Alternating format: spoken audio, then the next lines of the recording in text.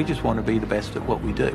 And we don't engage in any program, be it Formula One or the production of the McLaren 12C, unless we can realistically expect to be the best in the world.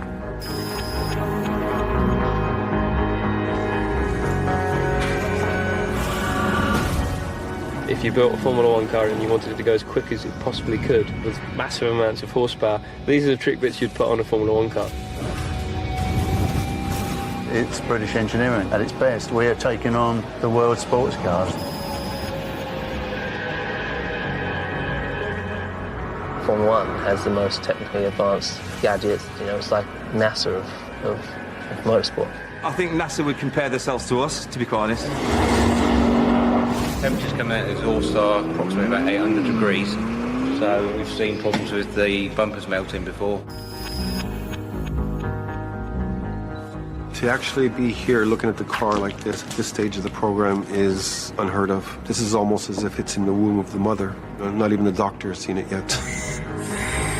This is a dirty job, but somebody's got to do it.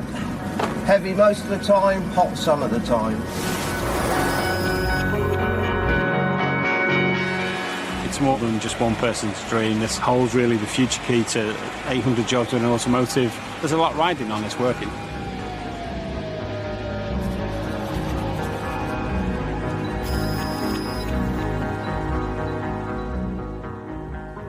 Hidden amongst the Surrey countryside lies a building like no other. The glass and steel structure is the brainchild of both the architect and one of Britain's best automotive engineers, McLaren boss Ron Dennis. Lots of people visit this facility and sort of cross-reference to a sort of Bond film or something. I haven't quite had a stuffed white cat presented to me to stroke at my desk, but I mean, those comparisons have been drawn. Is that such a bad thing, though? You know, I mean, what's being portrayed is someone who's clearly looking to have an incredible environment in which to take on the world. It is an environment where every detail is thoroughly thought through. Ron is obsessed with perfection. So here there's a broken tile. Most people will be annoyed and just, as I am, thinking, well, it's a broken tile. But the reality is that when it's changed, it will be in perfection, because effectively the colour won't match. It's impossible. Tiles come in batches, therefore, you can see here, this one's been changed. Doesn't that bug you? It bugs me. Big time. It's 7:30 a.m. and one of McLaren's newest recruits is on her way to work. My name's Rachel. I'm 19 and I'm currently a trainee at McLaren. So after I've done that, then I'll become a full-time production member. There's the big McLaren sign there, which is lit up red when either Jenson or Lewis wins at a Grand Prix. Rachel Melvin is an apprentice production engineer. It really does look like a Batcave entrance with the spiral staircase going down. You can't really see anything until you get back up inside the building.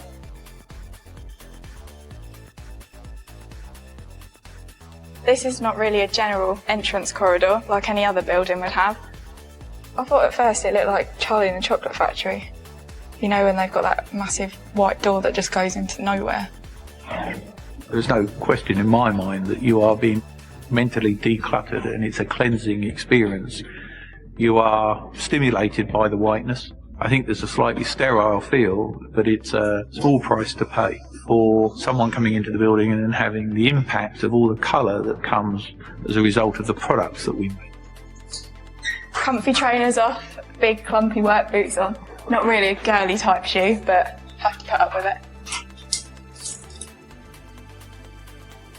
It really is a maze, it's unbelievable. Unless you know where you're going, you'll definitely get lost. If you look at these two sides, you can see that side is exactly the same as that side. It's very easy to look at things in this building and suddenly question what anal mind is behind it and what is the thinking behind it. Of course, it's very apparent that it's very clean. It's less apparent that it is odourless. It is also a constant temperature. We hold the whole building within 1 degree of 22 degrees. There's no clutter in this building. Cluttered building, cluttered mind. It's the attention to detail that I'm really quite well known for. And in his search for perfection, Ron hopes the building's message can translate into McLaren's newest venture. I've worked in a few garages before, which is a lot more of a mucky environment, which I didn't really like too much. This is a much better environment to work in. You don't smell of grease. You go home cleaner than you were before you came into work. The company is branching out of Formula One, and for the first time ever, they aim to create and produce a range of road cars. I'm the privileged one that's orchestrating it, but I'm certainly not the only one. I am merely a chapter in the book. The first is the MP412C, which is being built in a special production line right next door to the company's Formula One cars. This is the production hall, where the whole car's built from start to finish. This car doesn't really look like a car at the moment. As you can see, great big hole there, where the engine will go when it's fitted. Gearbox is also attached to the engine. There is some interior, such as the dash and some of the carpet inside. You've got a lot of the wiring going on here, which obviously has to go in first. If we're moving down to this car, you've now got some brake discs and calipers on it. These are the carbon ceramic brake discs. The car's now looking more like a car. And it opens this way. If you move around to the front, you can also see that the bonnet's on and the front side panels are also on.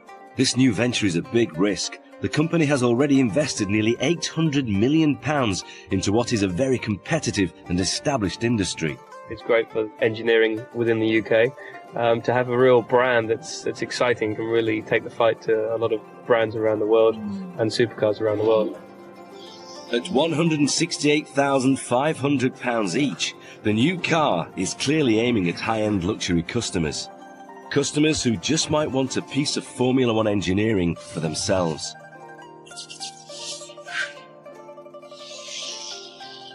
But it's a big gamble for the company. I think this represents the best of world engineering, because there's definitely nowhere else in the world they're going to be able to match what our team's able to do.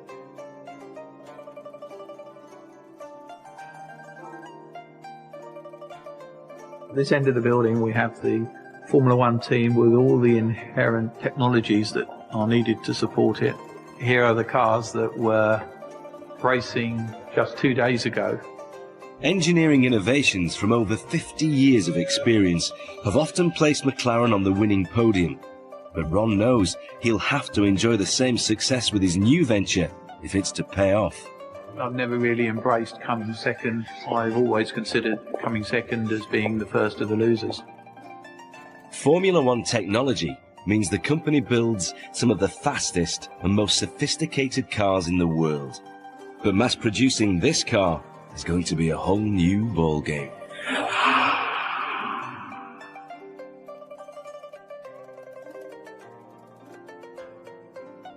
The car started life in the hands of this man and his team, Chief Designer Frank Stephenson. We're the guys that sit on the airplane. We don't watch the movies, we sketch. Or, we're sitting at a table in a restaurant, we're sketching on the napkin, we're sketching our hands. Designers, I think that's just a normal thing. It's just to sketch. Car designers like Frank use all sorts of inspiration. I personally keep some of my favorite animals in the studio. Sharks. There's a horse. Love that. I love shapes. This is one of my favorite shapes. I get a lot of inspiration from looking at sculptures such as that. I'm never bored. Just walking down the street, you can find so many things, not just the shops. You can find, things on the sidewalk, the type of tiles, the paintings on the signs. There's always something to inspire you. So where'd my bike go? So my big interest since I was a kid was motorcycles. So this just keeps me inspired because I look at it and think, if I had done it, I probably would have ended up with something quite a bit different than that. I love that guy. That's what inspires.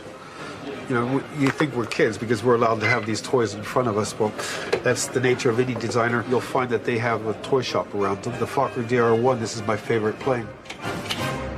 Good morning, Mark. Hi, Frank. And Frank's inspiration doesn't stop with his toys.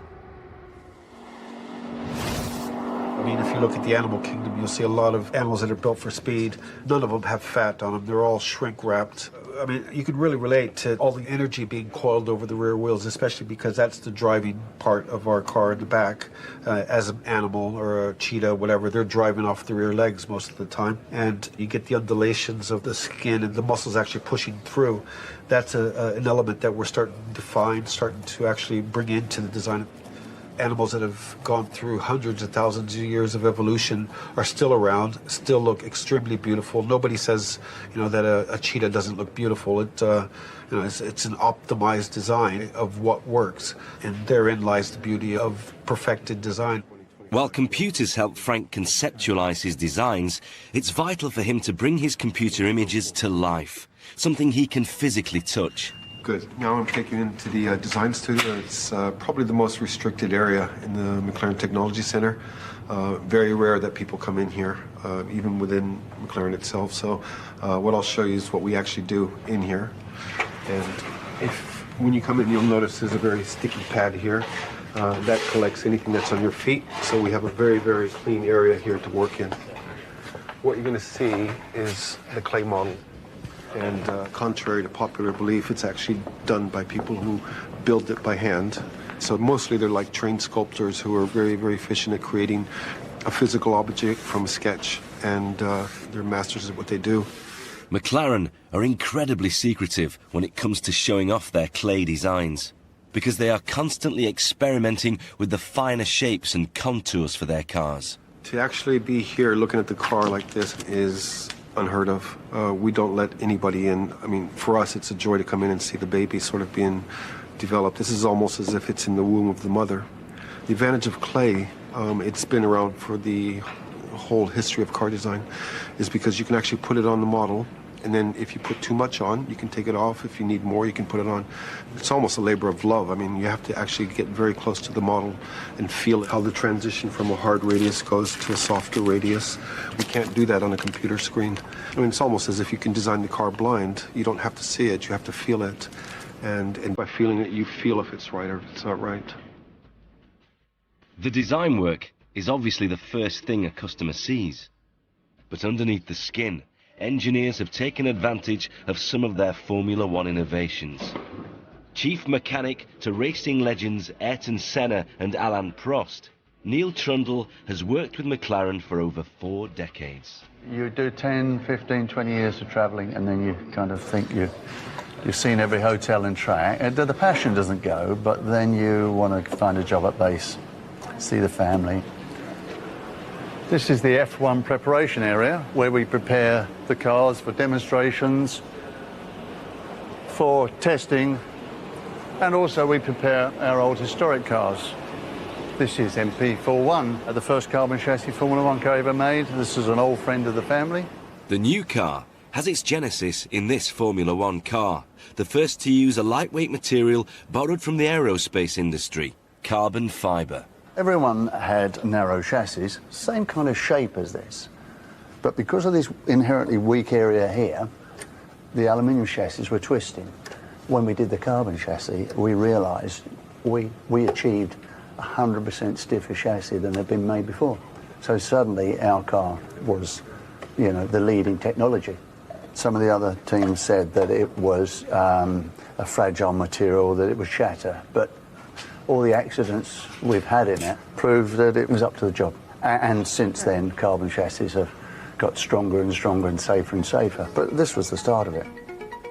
Not only was the company's carbon chassis stronger and safer, but it was a lot lighter, which meant acceleration and handling were greatly improved. And applying these design features to the new road car has obvious advantages. In the 1990s, McLaren set the land speed record for the fastest road car at the time, 240 miles per hour, in this, the XP5. The secret was the carbon fibre chassis, called a monocell. But it took 4,000 man-hours to make and cost the lion's share of the £600,000 price tag, so production numbers were limited. But through precision engineering, strength like this can now be mass-produced by the company at a much lower cost. how do you make a composite car, which is normally unaffordable, i.e. north of 500,000 euros, how can you make the same car for 2,000 euros? Well, that remains a closely guarded secret at McLaren. But all of the new road cars start life like this, a carbon fibre tub. This is the very first component that goes to making the car. Without the tub, the interior doesn't have anywhere to fit. You can't put the crash structure on, you can't put the engine in, you can't put the body panels on. Everything about this tub is maximised to combine as many functions as possible into a single component. Everything has to be perfect in order for us to be able to build the car. The tub is made away from prying eyes in a factory in Austria.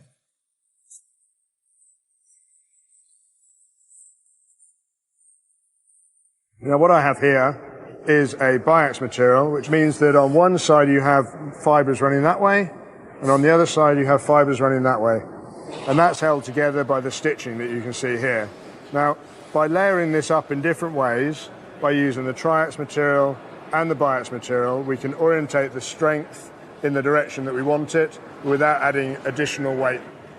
Pieces of carbon fibre are layered until they form the correct shape.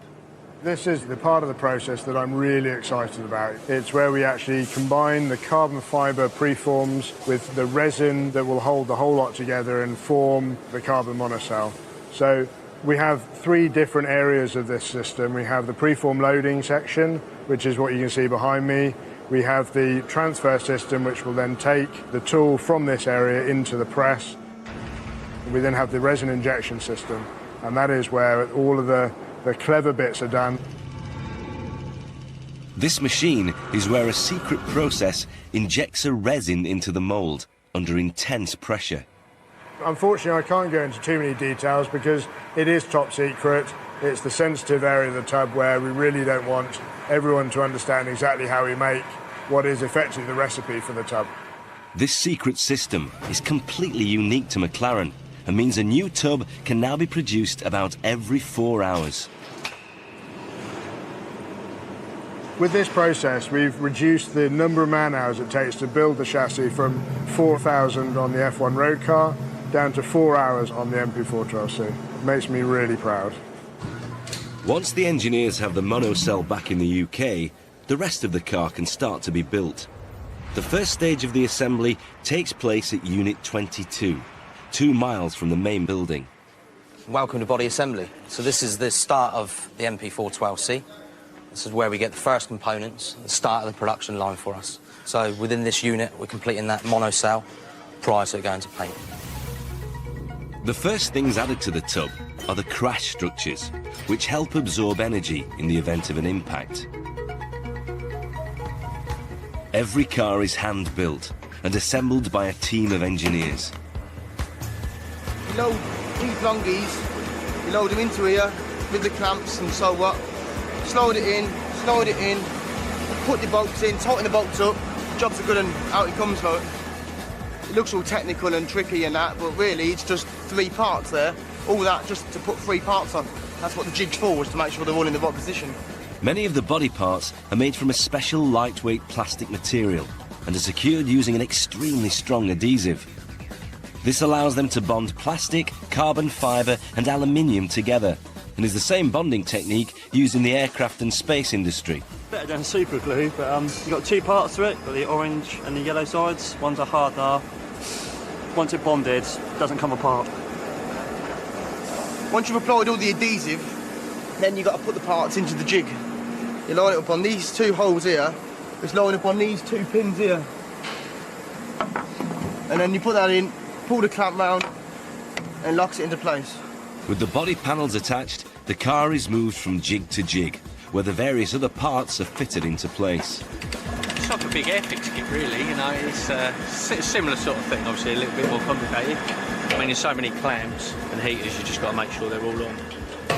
With the car's outer pillars in place, the rear body upper structure is attached. Then the side panels, which attach to the lower side of the car.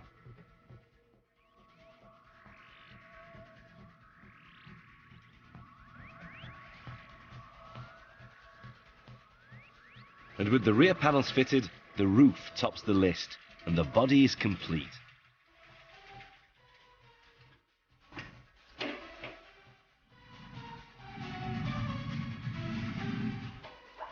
The body is then taken to a huge robot arm, which measures 356 points to make sure everything is in place to within thousandths of a millimetre. So basically the whole process time within body assembly, from getting that carbon fibre tub to a completed monocell that you see on CMM, is a total of 495 minutes.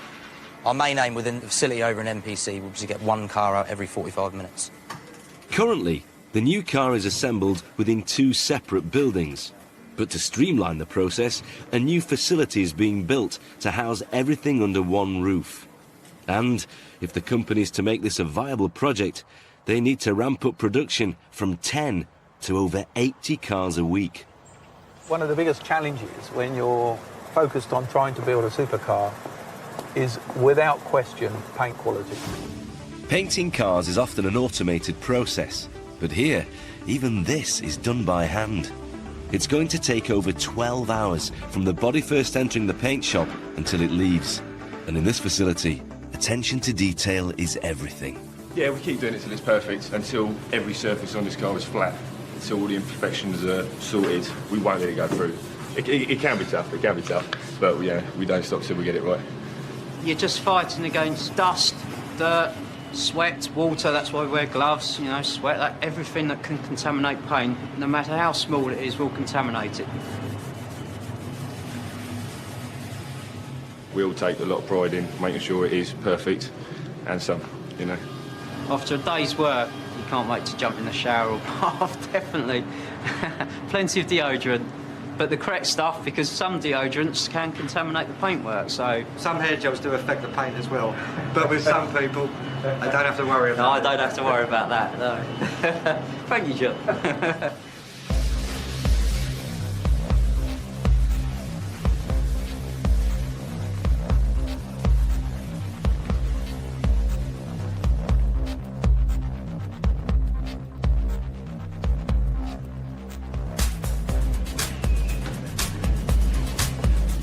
Behind the booths, paint mixer David Carter has worked in the trade for over 30 years. This is called the paint kitchen because you make stuff and create masterpieces, if you like. Different tinters and ceramics, metallics, straight colours, reds, greens, to make all colours of the rainbow and sun. So I would imagine with these tinters we can reproduce any colour that you could ever imagine. Today, Dave is hand mixing Volcano Orange. Gently stir it in, try not to splash any out or onto the side. And obviously with the special colours, the extra sparkle as well. Sometimes it may just sit on the bottom there. And using a clear cup you can see those last bits in there. You don't want to get to a point where you pour it out and half the ingredients are still stuck to the side of the bottom. But before the paint goes on, there's one last job to do.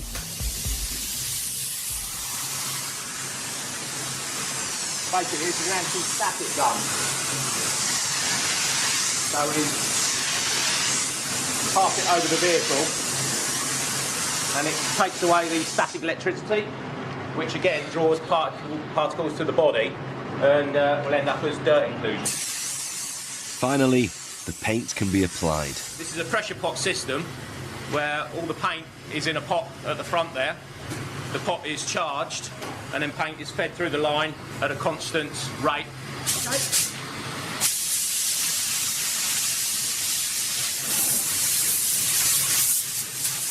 The cars come in a variety of colours, but whatever the customer chooses, they still have to pass an eagle eye. No, my name's Claude, but my nickname within the business is either Hawkeye or the Master. If I see something, I have to pull it out. I just can't leave it. I am fussy. I have to be for these sort of jobs. You know, customers looking for perfection, and I have to deliver that. I'm looking through the centre of the door. I'm looking basically for flat marks, which will be where I've actually DA'd the panel. I'm just going to look through there to see if the actual panel is uniform all the way through.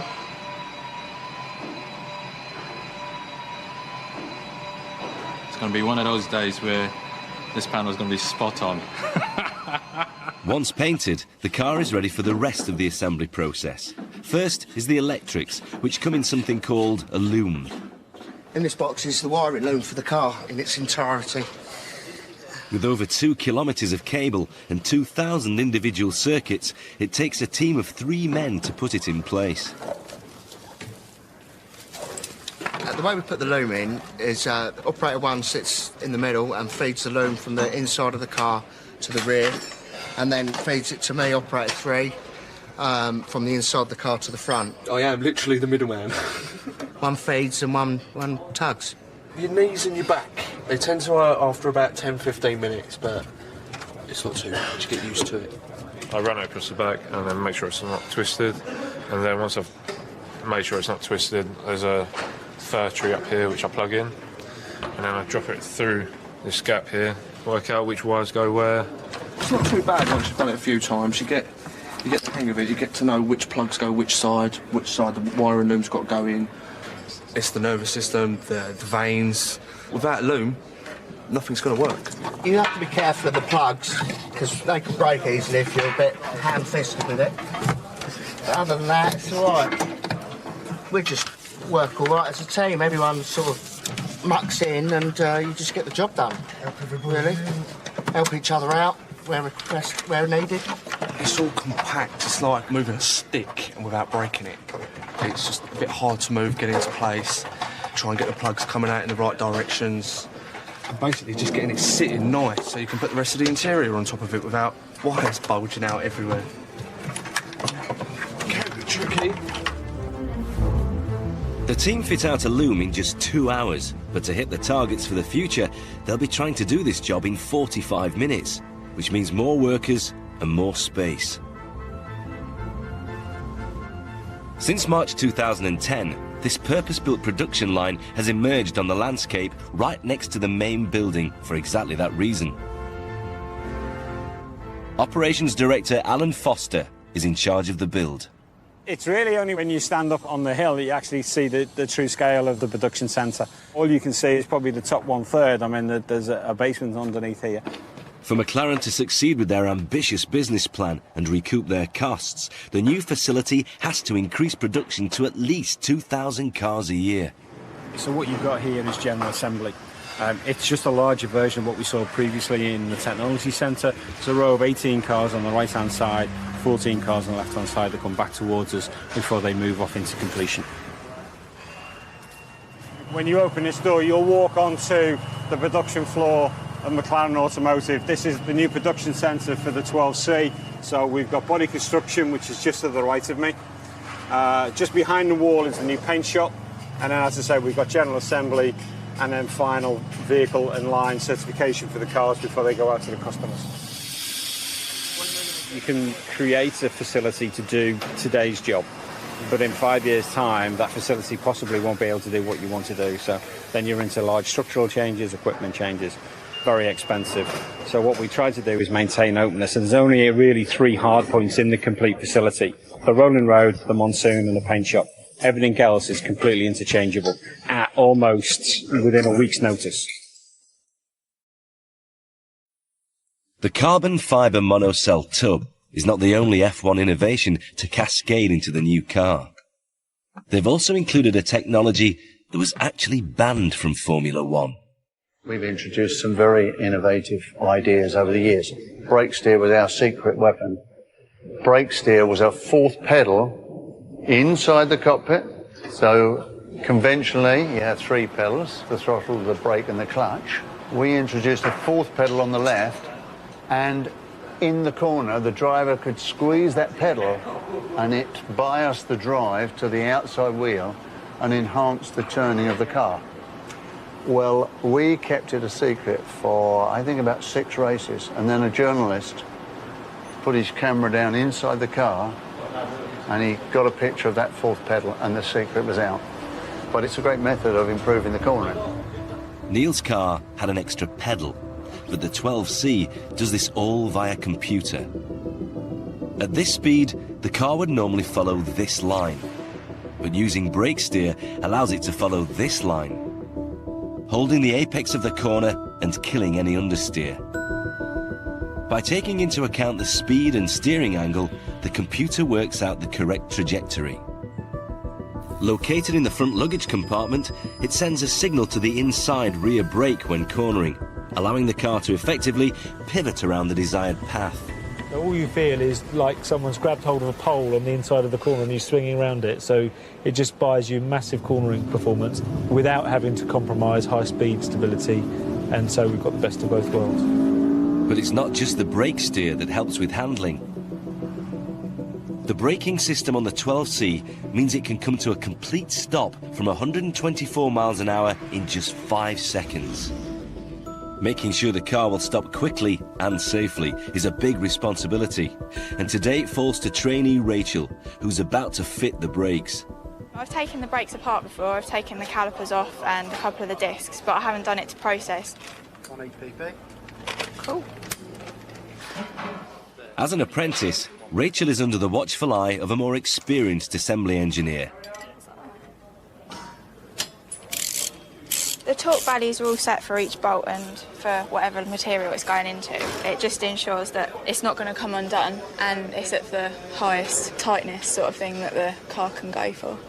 And now it's going to be checked by the quality engineers. Charlie. Is that a quality man? He is a quality man. I have to make sure that their bolts are done up to a minimum, within minimum tolerance. Because it's an EPB, it's a safety critical part.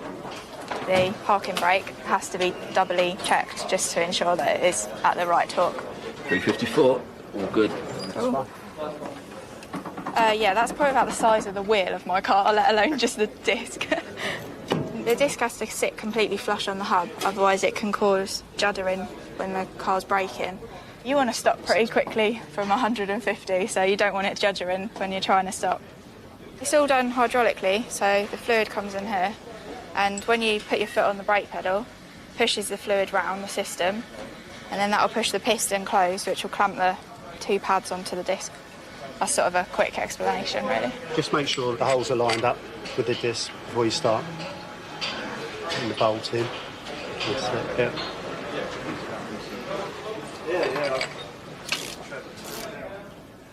I've found that having small hands is quite an advantage, as a lot of the guys are ended up coming around here and going, oh, can you just get that for me, or can you just plug that in, or can't reach it. So it's quite good in that respect.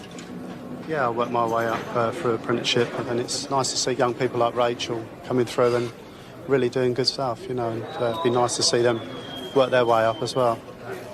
Doing the brakes on the car is quite tricky. You've got to make sure her feet's aligned and sitting right on the car, and she does it perfectly, really. Hopefully when I've worked out how to do it today, I'll be a lot more confident in changing any of the brakes, and it'll be a lot easier when a job comes in. Hopefully we'll get it done a lot quicker. That's job done for the brakes. While McLaren have been adapting their F1 technology for many things, it's different for the engine. The car's 3.8-litre twin-turbo V8 is the first engine the company has ever designed themselves. A V8 is basically 2 4-stroke engines bolted together with a single crank. A 4-stroke engine works by allowing air and fuel to mix in the cylinder. At the first stroke, a vacuum is created. At the second stroke, all valves close, allowing the pistons to compress the air and fuel mixture, ready for detonation by the spark plug. The explosion forces the piston down, transferring its energy to the crankshaft, which in turn powers the flywheel, the gears, and the wheels. The last upward movement of the piston forces open the exhaust valve, releasing used gases. The pistons are just one of the 1,100 handmade parts in the engine, and they're made at a specialist factory in Basingstoke. It's the job of Sean Ward to turn these blocks of aluminium called billets into pistons. I've only been in engineering 10.5 years. Before that, I spent 9 years as a lorry driver, and before that, I was 12 years serving King and Queen and Country, I should say, not King and Country. I'm not that old. The lube we use is a graphite-based lube, sprayed on with a carrier, which is GTX. The billet is first heated to 460 degrees C, or gas mark 21, to make the alloy malleable enough for Sean to forge. And the lube we use to paint on the brush is also graphite based, and it just stops everything from sticking onto the tool. The hydraulic forge press has squeezed up with the equivalent weight of 88 elephants onto the preheated aluminium billet, creating the basic shape of the underside of the piston. Quick visual check, yep, everything's okay. It's like baking a cake, this job. You've got to get the temperatures right, you've got to get the ingredients right, otherwise you don't get no cake. In here, we have enough pistons for 29 engines with a few left over. So this week, I've produced enough pistons for 60 cars. Don't normally look at it in that perspective, so I'm quite chuffed with that. But when production ramps up in the new building, Sean will need to build nearly double the amount of pistons. Basically, this is the what we call the 600 oven. It's the main heat treat quench oven. When I can get it through the gate. It's a bit of a tight squeeze and they're quite heavy. To optimise the piston's basic metallic structure, the forgings are cooked again at 485 degrees C for 10 hours. The parts are then dropped into a secret solution. This type of alloy increases in strength as it cools. Then they're cleaned through an acid line, removing the graphite lubricant that was used in the forging process. It can burn you, so it's best to wear your apron, long gloves and the visor. They're placed in acid for 4 minutes and then washed off before they go into another of Sean's special solutions. In here we have tiger juice. Put it this way, if I was to put some on the concrete, we'd see bubbling and it would disappear down towards the centre of the earth. It is like wash it up, but don't tell the wife. Otherwise she'll have me doing it at home as well. As you can see, before acid, after acid. Now we come to the fun bit. Pushing this into the aging oven, something you have to put your back into.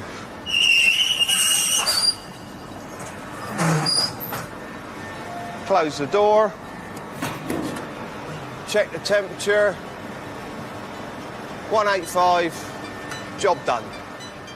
At full speed, each piston travels up and down 140 times a second.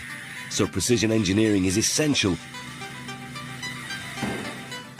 The piston goes through a process of further aging, milling and machining before being put together.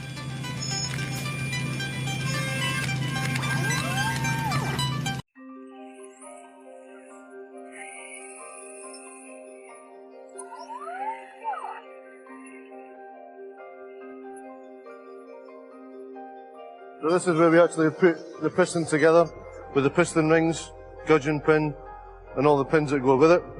And this is ready just to be packed up in the packaging and actually sent to the engine builder.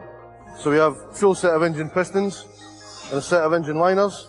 The engine liner will go in the block, the piston will get connected and then assembled together. And then that basically is what you've got, the heart of a supercar. Then you turn the key, 170 mile an hour and away you go.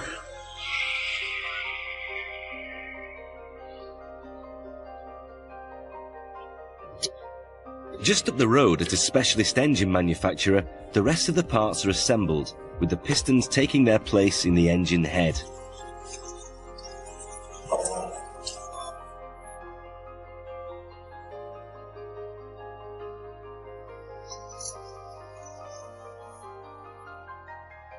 But this company doesn't just build the engine, they also create what it will actually sound like. My name's Matt Maunder. My job is basically to make cars go vroom vroom as nicely as possible. That's my job. You might think the sound of the engine is just a byproduct of the moving mechanical parts, but it's actually been designed by an engineer. If you've paid extra money for a sports car, you really want to have something that's going to make the hairs on the back of your neck stand up, a bit more vroom vroom. And when it comes to how a car should sound, this man is obsessed. This is the Ricardo car park. We're going to have a look round, see what cars we can see. That's a Japanese car. That's probably pretty quiet, I should think, that one. BMW, that'll be tuned up for the American market a little bit. A bit more rumbly. That's a Lotus Esprit, isn't it? I think they're turbo engine. And yeah, they're pretty much our high-speed European-style screamer, that one. And they're all four-cylinder cars. And they're all a bit dull. British people definitely like a bit more exhaust sound coming out of their car. I guess it's kind of throwback to sort of motor racing history that we've got in this country. Yeah, Americans tend to like more of a burbly V8 sound. Italian cars tend to be a bit kind of shiny, pointy shoed, you know, and a bit girly sometimes, but they kind of squeal beautifully, I think that's what Italian cars do. Japanese don't seem to care about the sound of their cars, so they're quite happy to have something that's just quiet and innocuous. I mean, there's a Honda there, but maybe they're too polite to have a raunchy car sound. That's what it is. We did a study that showed that sound made up basically half of the feeling of sportiness. You know? So part of it is the feeling of acceleration being pushed back into the chair, but the other part is the oral onslaught you get coming to your ears from the engine. McLaren's brief was concise. They wanted it to sound really extreme as a sports car, in fact. So first part of the work we did actually was to try and find out what that meant. So we got here the sort of the most boring sounds. So McLaren thought this one was dull, normal and weak, no character, like a Kylie Minogue pop tune, you know. And then this one is the kind of Kanye West, very well produced, smooth, precise, pleasant. I quite like that one. Whereas this one is a bit more extreme, you know, a bit more rough around the edges, a bit of a Dizzy Rascal, that one. Welcome to the least echoey room in the world. Basically, these wedges are made out of absorbent foam, and they actually absorb the sound. But because of the shape of the wedges, as the sound comes in, it bounces further into the cracks. So it also hits the foam multiple times and never comes out again. That's the idea. Which is the same effect as you would get if you're outside on an open field, where the sound just travels away and there's nothing to reflect it back again towards you. And that's why it sounds a bit strange. So this is our workhorse car, which we've been using for the development of the sound of the car. The business end is at the back, of course. The 12C has a relatively small 3.8-litre engine. To get the power associated with a supercar, engineers have bolted on twin turbochargers, which force more air into the cylinders, creating an even higher combustion level. The turbocharger actually cuts down a lot of the sound that comes out of the exhaust pipes, which isn't really good for a sports car. We want to have as much noise as we can coming out of there and tune to a nice sound as well. So one of the key things we've had to do on this car is to tune the exhaust system to match up with the turbochargers so that we can get the right kind of sound out of the back of the car. The engine is like the breathing, spitting heart of the car, and then it's got two saxophones on the back of it. And by tuning the exhaust system to get the right kind of mixing between the different cylinders, that gives us the Metallica sound that we were looking for earlier on.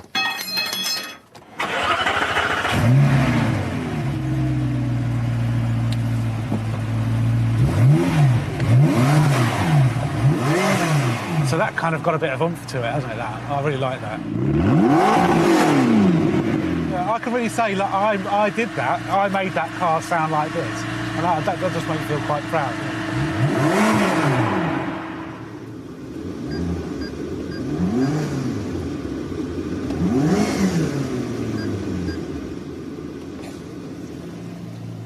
How do you feel the sound is? I like it. Yeah? It's sports mode. Really? I can't hear it. You put it in track, it's good. Oh, he's going. See ya. Give it some so I can hear what it sounds like from here. Right, just here.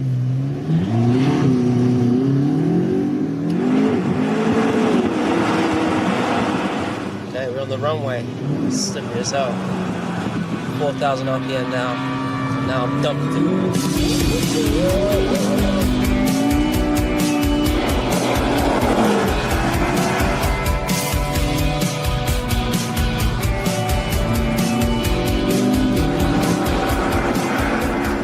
Professional racing drivers might have pushed the new car to its limit, but most customers won't be driving it on a racetrack.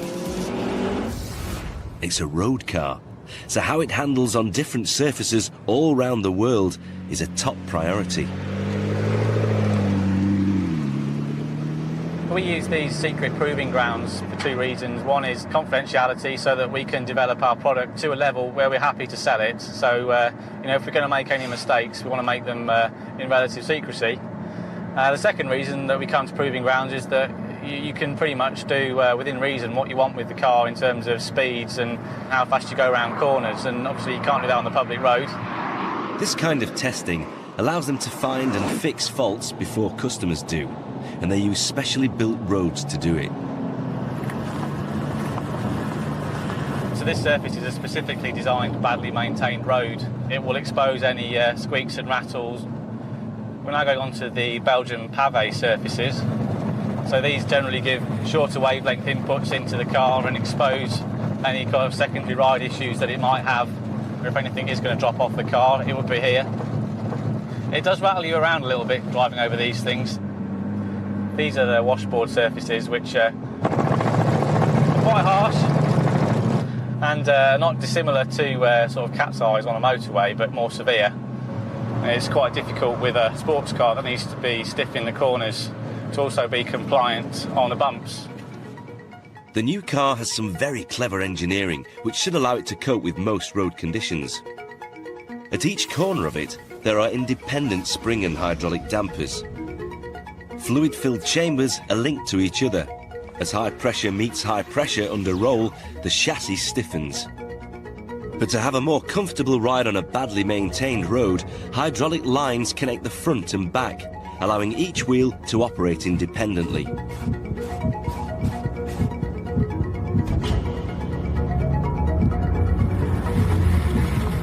The car has got a number of discrete suspension settings which allow it to become moderately firm on rough surfaces, but at the flick of a switch you can turn it into something that's also very responsive on racetrack kind of environments. So Jack and Hyde, I think, is probably the best description you can give. The team work with a fleet of over 50 prototypes, and one of the oldest is maintained by engineers like Richard Yeo. It's a workhorse basically, so it's just kept running, patched up, and does its job. Temperatures coming out of the exhaust are approximately about 800 degrees, so we've seen problems with the bumpers melting before, so it's just a way of bypassing that and just carrying on. When the team discover problems like the melting bumpers, tweaks and adjustments can be fed back to base to fix them. This car does look proper Mad Max, but I can assure you all the equipment in the car is top-notch and is the highest spec that you can get. As you can see, it's quite different to a production car that you would see on the line. We run quite a lot of data logging, 2 screens here so the driver can see everything that's going on with the engine, and also all these switches here are bespoke to nearly all the test cars. So you have here fire extinguisher armed, engine kill, battery kill, and this will be for just recording their laps during the durability cycle. And on the rear shelf is where the data logging computer normally sits.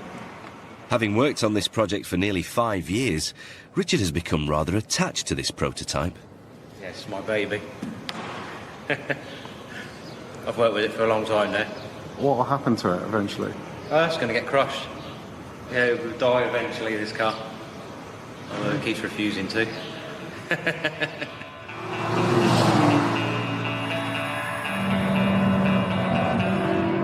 first time I went on this curve, yeah, I thought I was going to crash. To expose any weakness from high mileage wear and tear, the team put the car through the kind of stresses it would accumulate over several years. We're just doing a couple of maintenance checks before we hand it over to the nighttime driver. Yeah, we do sometimes work 24 hours if the job needs to be done. We can't be holding up production, so sometimes it's imperative that we keep going. Hopefully I'll get home before my girlfriend goes to sleep.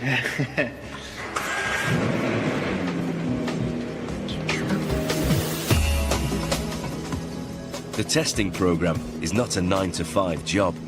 Continuously on the road, 24 hours a day, 7 days a week, the car can accumulate more than 50,000 kilometres a month.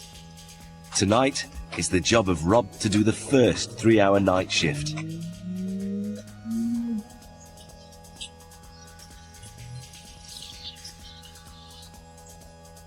If we ran just during the day. We get half the amount done, and in such a short period of time, we managed to gain a lot of information. I suppose a lot of us are just a bit frustrated Formula 1 drivers. We didn't get that opportunity, so we'll keep on pushing and pretending. Tests like this are the only way McLaren can know how the car will last during its lifetime. Back at the assembly line, the new cars are about to have their engines fitted. To save on weight and space, the engine and all its ancillaries have been packed extremely tight. The assembly engineers must take utmost care when bringing the car down, guiding everything into place and making sure nothing clashes.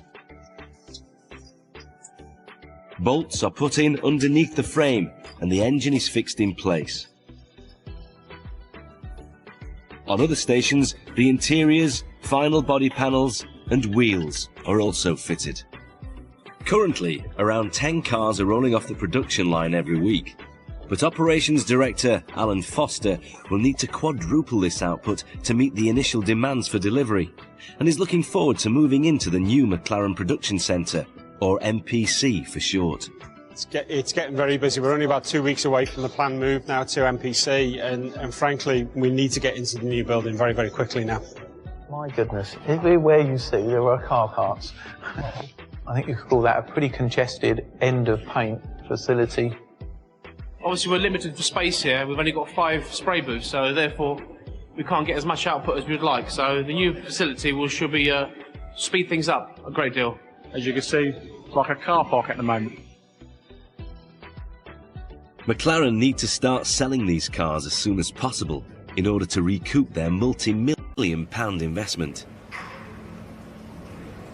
Bottom line is we need to move cars, so I want the transition from this pre-production facility into the production facility as smooth as possible.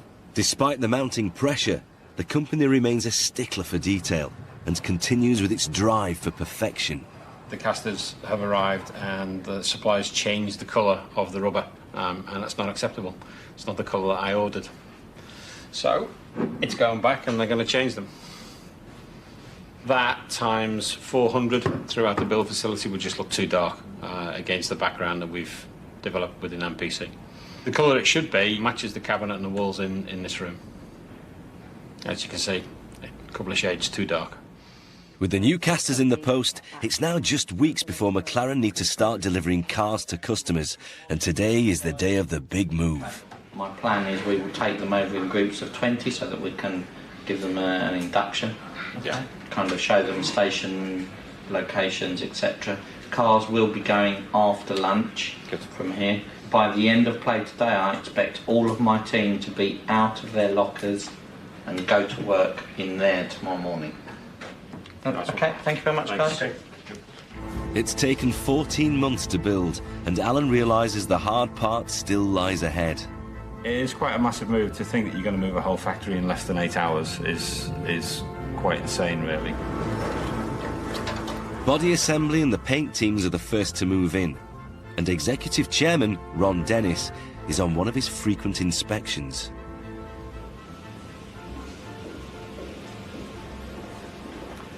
What we have here is our assembly hall for the 12-seat, rapidly nearing completion. The side of the factory is dedicated to the assembly of the monocell and crash structures, and then into the paint facilities. In the old building, 5 booths painting body parts meant around 3 cars a day could be finished. But in the new facility, this can be increased tenfold. The whole objective of having the level of detail that we strive for is to get the perfection in the finished product. It's sort of like a second home to me. You know, I have a sense of order, an attention to detail, a desire to do things really well. And time will tell whether the approach that we've taken to producing this very unique car has worked or not. If all goes according to plan, then this new facility will enable the company to add 300 new jobs to its workforce and produce 80 cars a week to help them meet the orders they already have. and the targets for future sales.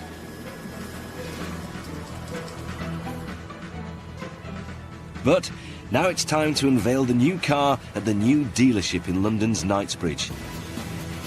In the end, I think it's all about selling cars to real people, and this is where it starts. I think it looks fantastic. It looks absolutely amazing. It's a big night. We've been looking forward to this for a long, long time. Personally, it's like going to the hospital to see your baby finally being born and brought out into the daylight. I like the way how the doors open as well. It's really cool. Big smile. When the doors open for business, the first customer that comes through the door will be told, I'm very sorry, it's a 2.5 year waiting list, which in this world and this market is a great thing to hear. I've ordered 3, obviously. This is the point that we've all been working for the past 4 or 5 years, so very, very, very excited. Difficult to put into words. The phrase that comes to mind is I'm clearly in on this one. That's when you know you've got it right, when everybody looks at it and says, you know, I wish I could have something like that. There may be glitz and glamour at the launch, but for the engineers, there's an important message to be understood. People say manufacturing has been dying a death in this country, but anything but. Manufacturing is getting busier and busier. We're a nation of inventors. We've had a long history of being the best at what we do, and basically, I'm just trying to carry it on. There comes a point where we need to share it and take it, whatever comes, be it critical or praise. It will go to the market. The first car was delivered. That is the first car. The dealers will receive all of their cars by the end of the month. We will ramp production to 4,000 a year over the course of the next 4 years. We are going to be criticised, but I can tell you we are going to succeed. Thank you very much. With the creation of their new car and the facility it's built in, McLaren know the stakes are high. The place is so big, it's amazing. I can't believe how clean and white and sparkling, brand new everything is. I said to one of the guys today, you know, if you went down to hospital down the road with your arm car, you'd rather be in here having it tended to than down there. I made that car sound like this, and that just makes me feel quite proud. You'll see it driving down the road and everyone's going to be like, yeah, my friend Terry fitted that car. We've made cars in Britain for decades, and although some argue we have passed our heyday, taken as a whole, the automotive industry still accounts for around 10% of all UK exports in a highly competitive international market. You can feel the passion in this place. There's people that have been here a long time, and we're not just here for the money. McLaren's new car may be the latest, but it certainly won't be the last.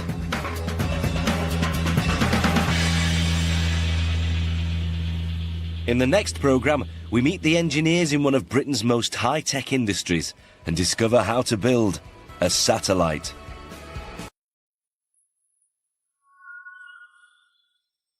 From sketch to structure, see how designs come to life by visiting bbc.co.uk/how-to-build and follow the links to the Open University.